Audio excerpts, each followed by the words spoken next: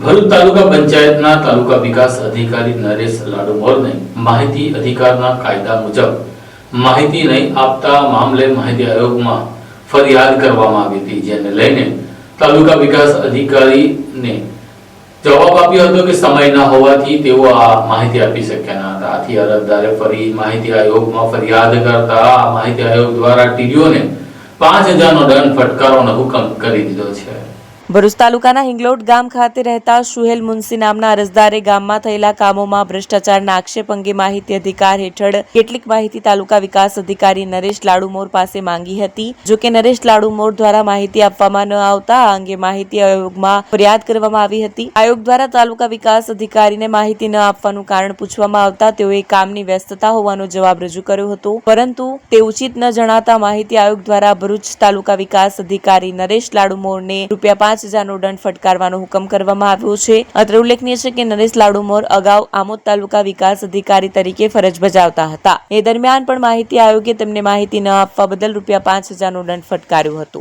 હું સુહેલ મુનસી હિંગલોટ ગામનો રહેવાસી છું।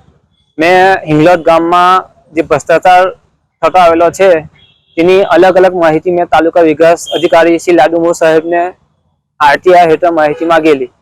28/8/2024 ના રોજ તે તાલુકા વિકાસ અધિકારી સાહેબે મને આરટીઆઈ નો કોઈ જવાબ આપેલ નહીં, તો મેં જિલ્લા વિકાસ અધિકારી સાહેબને તારીખ 13/11/2024 ના રોજ પ્રથમ અપીલ દાખલ કરેલી।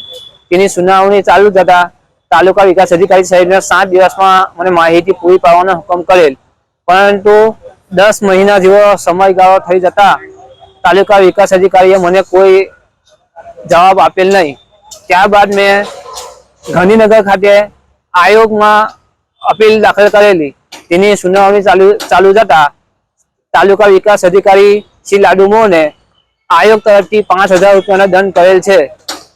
બીજી મેટર જે અમારા ગ્રામ પંચાયતમાં જે ભ્રષ્ટાચાર થયેલો છે તેને અમે વારંવાર તાલુકા વિકાસ અધિકારી સાહેબને રજૂઆત કરતા આવેલા છે, પરંતુ તાલુકા વિકાસ અધિકારી સાહેબ ગ્રામ પંચાયત હિંગલોટના અધિકારી જે સરપંચ અને ડેપ્યુટી સરપંચ તેમની બીક લાગતી હોય યા કોઈ લેવલ થતી હોય તેના કારણથી તાલુકા વિકાસ અધિકારી સાહેબ કોઈ કાર્યવાહી કરતા નથી। ને અભી હાલ જે આયોગમાં સુનાવણી થઈ તાલુકા વિકાસ અધિકારીને ₹5000નો દંડ થયેલ છે।